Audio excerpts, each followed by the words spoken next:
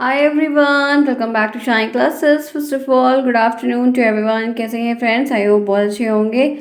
आप लोग की पढ़ाई कब अच्छे से हो रही है, क्योंकि आप लोग के जिस तरह से व्यूज़ आ रहे हैं उसके हिसाब से ये देख के लग रहा है कि आप लोग को बिल्कुल भी इंटरेस्ट नहीं आ रहा है। ऐसा मत करिए, क्योंकि आप बहुत लाइटली लेंगे तो चीज़ें अच्छे होने के बजाय ख़राब भी हो सकती हैं।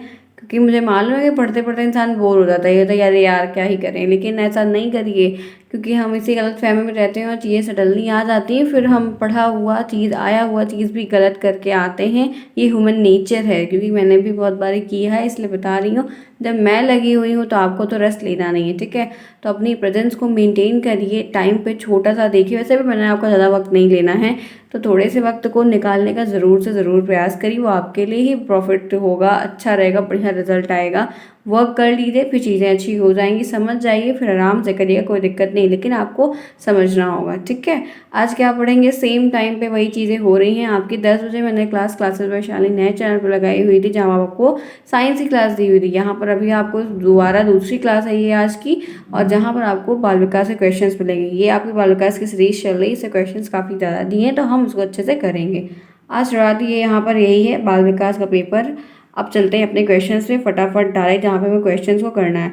तो फ्रेंड्स, मैंने कल आपको लास्ट क्लास में 125 तक करवाया था, ये चीज़ हमें रिमेंबर है, ठीक है।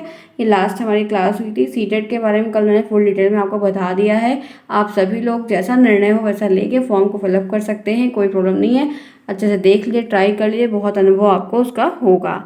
चलिए आइए चलते हैं अपने क्वेश्चन पर। 126 से आज करनी है शुरुआत हमको, तो यहाँ पर करते हैं शुरू। और आज का पहला क्वेश्चन आपके सामने स्क्रीन पर है। तो क्वेश्चन शुरू होने से पहले फटाफट क्लास को लाइक करो, जिन्होंने अभी तक क्लास को लाइक नहीं किया है। फिर हम क्वेश्चंस की तरह सिलसिला बढ़ाएंगे और आगे की तरफ चलेंगे। चलिए come on friends, do it fast. जिन्होंने लाइक अभी तक नहीं किया है, लाइक करिए, जितना हो सके उतना लोगों में शेयर करिए, इस चैनल के बारे में बताइए सभी दोस्तों को, और सबके साथ पढ़ने में आइए, तो काफ़ी मज़ा भी आएगा और अच्छा भी लगेगा, ठीक है। 126 क्या आपसे कह रहा है कि निम्नलिखित में से कौन सा परीक्षण व्यक्तित्व का मापन करता है। व्यक्तित्व मापन परीक्षण आपके सिलेबस में दिया गया है, और ये आपके सिर्फ डीएलएड फर्स्ट सेमेस्टर में ही है, और बाकी किसी सेमेस्टर में देखने को नहीं मिलने वाला है। ये 15 में पूछा गया है। पहला है भारतीय बैटरी परीक्षण, टीएटी परीक्षण, स्टैंडर्ड बोर्ड बीने परीक्षण, और क्रूड क्या है, प्राथमिक प्रपत्र है। बताइए क्या होगा? व्यक्तित्व परीक्षण, इसमें से कोई एक ऐसा दिया हुआ है जो व्यक्तित्व परीक्षण को करता है, बता सकते हैं? बेसिक सा प्रश्न है, ध्यान रखिएगा। आपको व्यक्तित्व परीक्षण की अगर बात आती है तो आपका भारतीय बैटरी परीक्षण भी आप कहीं ना कहीं इस तरीके से यूज है, लेकिन इसका थोड़ा बुद्धि में ज़्यादा, जैसे बुद्धि का मापन का सेट अलग है, ठीक है। बुद्धि मापन प्रक्षेपी विधि वगैरह इस्तेमाल होती है।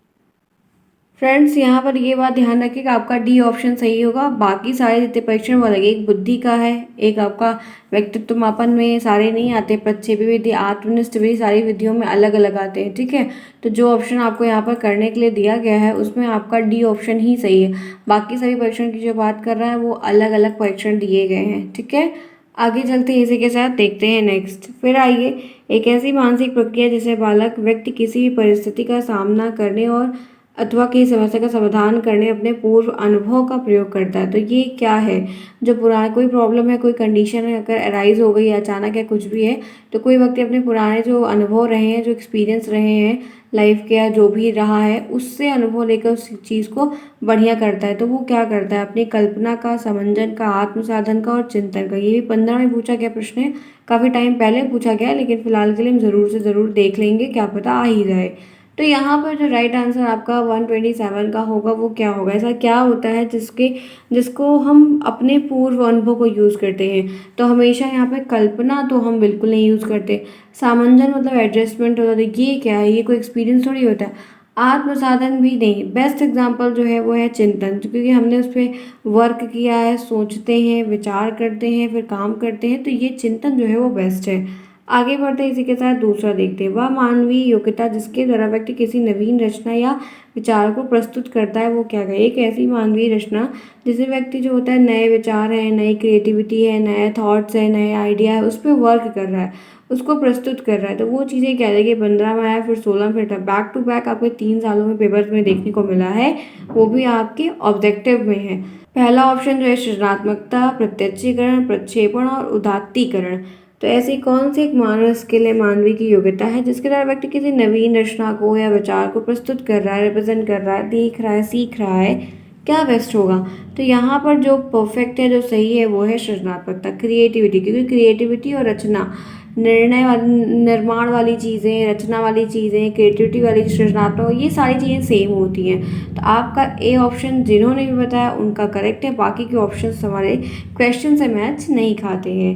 नेक्स्ट आइए, कोहलर ने अपने सीखने के सिद्धांत का प्रतिपादन किसके ऊपर प्रयोग करते हुए किया था? बिल्ली के ऊपर, कुत्ते के ऊपर, वनमानुष और मनुष्य। ये 15 में पूछा गया प्रश्न है। आपको मालूम होना चाहिए कोहलर, वर्दीमार, कोफका, इन तीनों का नाम आ सकता है।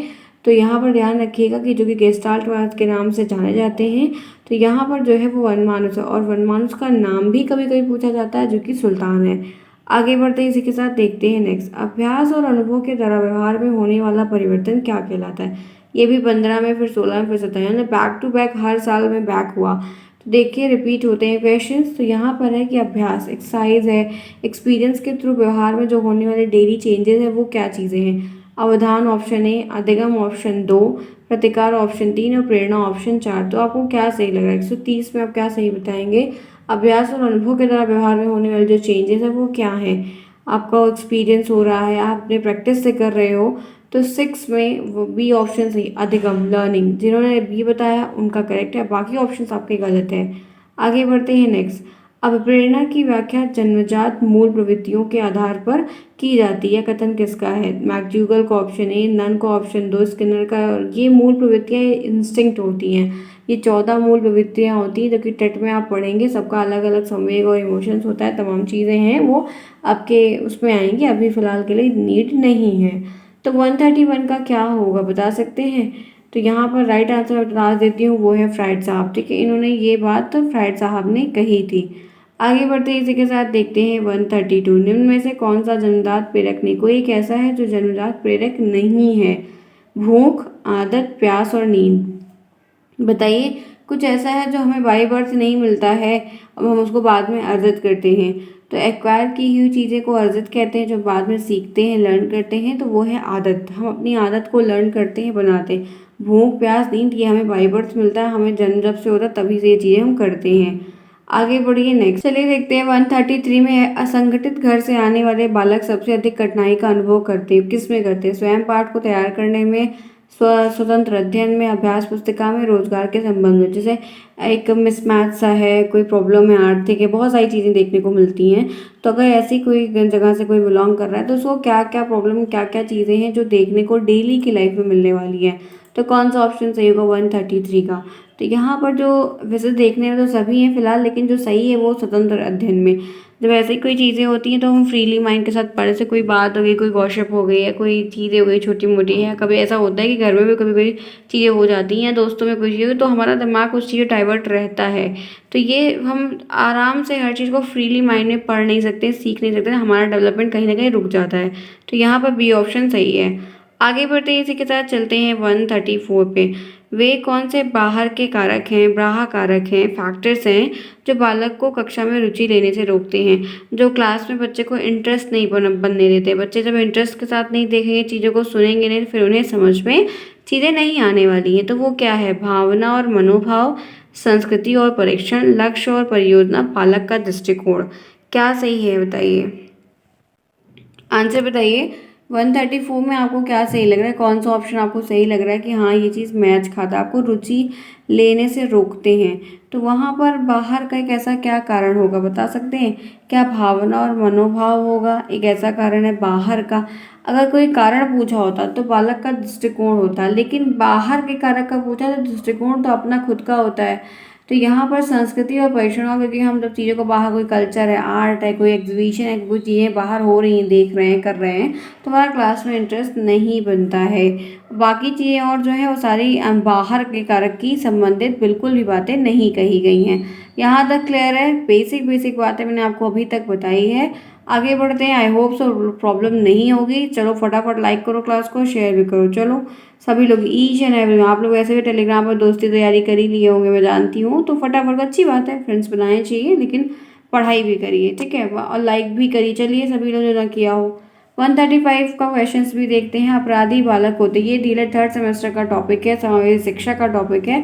अपराधी बालक कौन होता है? जो असामाजिक कार्य करता है, जो समाज के कार्य नहीं लेकिन तब भी कर रहा है, जो शिक्षक के लिए सिरदर्द होता है, जो समाज कक्षा में प्रथम आते हैं, जो जिसे समाज में रहना पसंद नहीं होता। असामाजिक बालक कौन होता है? नॉन सोशल वर्क पर्सन, जिसको सोसाइटी, समाज, रूल रेगुलेशन, बहुत सारी चीज़ों में दिक्कत है, रोज कुछ ना कुछ रहता था, वो बच्चा कैसा होता है? तो वो बच्चा असामाजिक कार्य करता है। ठीक है, जो समाज में कार्य नहीं करने चाहिए वही सारे वो कार्य करते हुए दिखता है लोगों को। आगे बढ़ते हैं नेक्स्ट। शारीरिक रूप से असक्षम बच्चों में होता है। जो बच्चे डिसेबिलिटी के साथ अक्षम होते हैं उनके साथ उनमें क्या क्या चीज़ें होती हैं, लेकिन शारीरिक रूप से होता है। डिस्ग्राफिया, डिस्मीथिया, डिस्कैल्कुलिया और सभी। जो बच्चे को शारीरिक चीज़ों से प्रॉब्लम है वो किस चीज़ों से संबंधित है, बता सकते हैं आप लोग? देखो, गणित में है तो कैलकुलिया में है, और भी चीज़ों में है, लिखने पढ़ने में डिस्ग्राफिया, डिस्कैल्कुलिया, डिसलेक्सिया, अलग अलग चीज़ें कई सारी हैं। ये डिसऑर्डर्स है, तो जो फिजिकली रूप से प्रॉब्लम्स देखने को जिसको फेस करने को मिल रही, जो फेस कर रहा है, उस बच्चे को यहाँ पर हम डिस्ग्राफिया के अंतर्गत करते हैं, कहते हैं। ठीक है, क्लियर? आगे बढ़िए इसी के साथ 137। ठीक है, देखिए 137 में क्या है? विशिष्ट बालक के अंतर्गत आता है, ये भी थर्ड सेमेस्टर का टॉपिक है। विशिष्ट बालक के अंतर्गत कौन? स्पेशल वर्ग के अंतर्गत कौन आता है? पिछड़ा बालक, मंदबुद्धि, प्रतिभाशाली, सभी।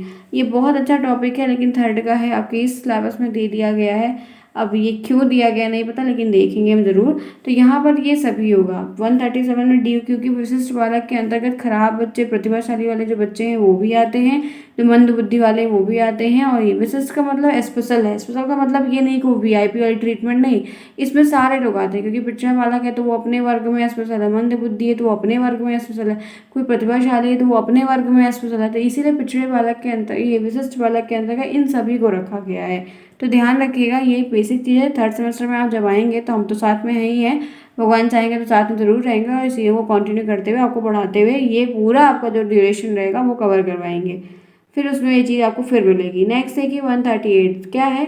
साइजोइड वर्ग में कौन से बालक आते हैं? मोटे, स्वस्थ और लंबे शरीर वाले और प्रतिभाशाली, प्रखर बुद्धि वाले, दुबले पतले, लंबे शरीर वाले और प्रतिभाशाली बालक। ये जो आपका एक सिलेबस है गोल का है, मृत का है, आपने देखा होगा आपके किसी चैप्टर में है। मैंने बहुत डिटेल में नहीं बताया क्योंकि उनसे प्रश्न बनता नहीं है। शरीर का कैसा आकार होना चाहिए, कुछ ऐसे एक दो टॉपिक्स छोटे छोटे हैं क्वेश्चन, हम चलिए उसके ऊपर छांट के आपको करवा देंगे, लेकिन वो टॉपिक आते नहीं हैं। तो यहाँ पर जो राइट आंसर है वो प्रतिभाशाली बालक इसके अंतर्गत आते हैं। ठीक है, आगे चलिए। ये क्वेश्चन नहीं आएंगे, ये थर्ड के हैं, बहुत कम चांस है कि ये यही है आउट ऑफ क्वेश्चन। अब अगर यहाँ से पेपर कभी कभी अगर कोई आता है तो ये आपको दिक्कत करेगा। यही है, देख लो आपके सिलेबस में थर्ड सेमेस्टर का दिया, क्या ही ज़रूरत है देने की। नेक्स्ट देखिए, इसीलिए हम सीरीज का सपोर्ट बहुत कम करते हैं, क्योंकि अब बच्चे भी उसमें पढ़े हैं नहीं, यहाँ से याद करने का प्रयास करेंगे और बार बार भूल जाएंगे। तो कॉन्सेप्ट नहीं पता है तो याद करने में दिक्कत होगी ना। हम याद उन्हीं को कर पाते हैं जिनका हमने पढ़ा है, कॉन्सेप्ट पढ़ा है, उसकी थ्योरी पढ़ी है। नेक्स्ट देखिए 139 मानसिक स्वास्थ्य के नियमों को खोजना और उन्हें बनाए रखने का अध्ययन केंद्र बिंदु है। ये कथन किसका है? सैफर का, ड्रेवर का, हेडफील्ड का और लेडेक का। तो बताइए क्या होगा? आपकी सारी क्लासेस 4 बजे वाली, 9 बजे वाली सब होगी, मैथ भी होगी, और आपकी एक स्पेशल क्लास होगी, जैसे कि कल मैंने आपको वैदिक काल के ऊपर करवाया था। तो मैथ की तो सीरीज होगी, बाकी एक क्लास आपकी। टाइमिंग हम देख लेंगे, ठीक है। चलिए बताइए 139 का क्या होगा? तो राइट आंसर यहाँ पर है ड्रेवर ने कहा, जेम्स ड्रेवर इनका पूरा नाम है। आगे बढ़ते हैं, चलते हैं 40 पे, देखते हैं किस प्रकार के बच्चों की शिक्षा हेतु सांकेतिक भाषा का प्रयोग है, जो कि अभी कल ही आया था, जिसमें हम साइन लैंग्वेज को यूज़ करके बच्चों को पढ़ा रहे हैं, सिखा रहे हैं, बता रहे हैं। तो वो दृष्टि दोष, मूक बधिर, श्रवण दोष और मंदबुद्धि। तो 140 का आपका बी ऑप्शन जो है वो सही होगा, जहाँ पर श्रवण दोष की बात आती है। सुनने में प्रॉब्लम जिनको होती है उनको सांकेतिक भाषा के द्वारा पढ़ाया, सिखाया, बताया जाता है। क्लियर? यहाँ तक कोई प्रॉब्लम है? आई होप सो नहीं होगी, बेसिक चीज़ें हैं। आगे चलते हैं 141 में क्या है? बालक के कोशों और पेशियों के में समय समय के साथ होने वाले जो परिवर्तन या चेंजेस हो रहे हैं, जिसके कारण वह एक निश्चित समय पर कोई कार्य कर सकता है, वो क्या कहलाता है? 16 में पूछा गया प्रश्न है अभिसरण, प्रत्यक्षण, परिपक्वता और समंजन। बहुत अच्छा प्रश्न है 141 में। बताइए क्या होगा? बालक के कोशों और पेशियों में समय के साथ होने वाले जो परिवर्तन देखने को मिलते हैं, जिसके कारण वो निश्चित समय पर कोई कार्य कर पाता है, तो वो क्या है? तो एक ही ऑप्शन सही है, वो है मैच्योरिटी। जब मैच्योरिटी आती है तो हम हर एक काम को हमको फिर उसी हिसाब से काम भी दिए जाते हैं, उसी के हिसाब से हमारे पर बोझ भी लादा जाता है, क्योंकि उनको पता होता है कि हम अभी काम को करने के लिए सक्षम हैं।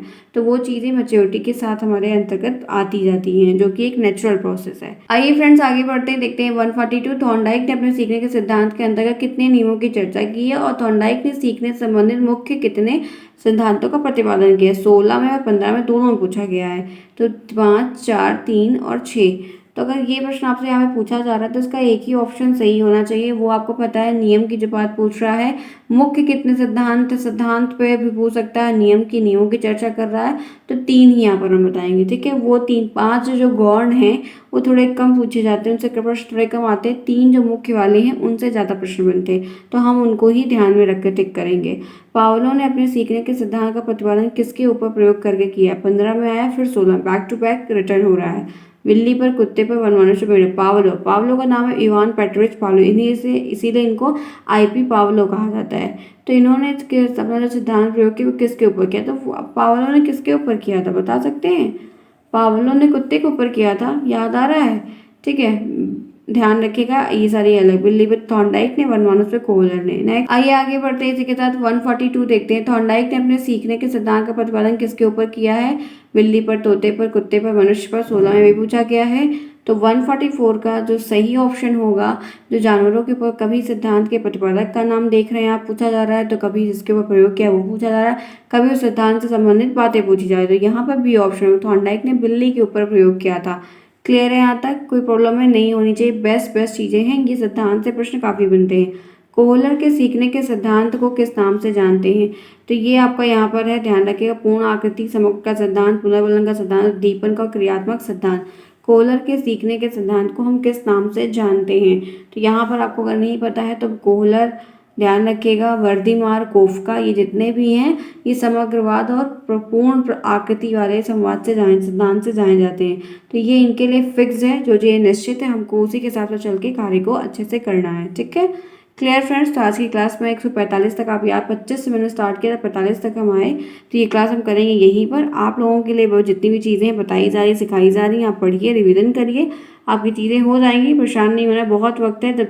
जब तक कोई टेबल का नहीं रीजन आता कि टेबल डेट आ रही, कुछ भी चीज़ें हो रही हैं, तब तक हम बहुत आराम से करेंगे, हर चीज़ को हो जाएगा। ठीक है फ्रेंड्स, कोई प्रॉब्लम होती है टेलीग्राम पर पूछिए, या तो आप यहाँ पर पूछिए, आपको जैसा भी होगा हर सोल्यूशन दिया जाएगा। मिलते हैं फिर नेक्स्ट में अपनी क्लास में, तब तक के लिए take care, bye bye, see you soon, best of luck.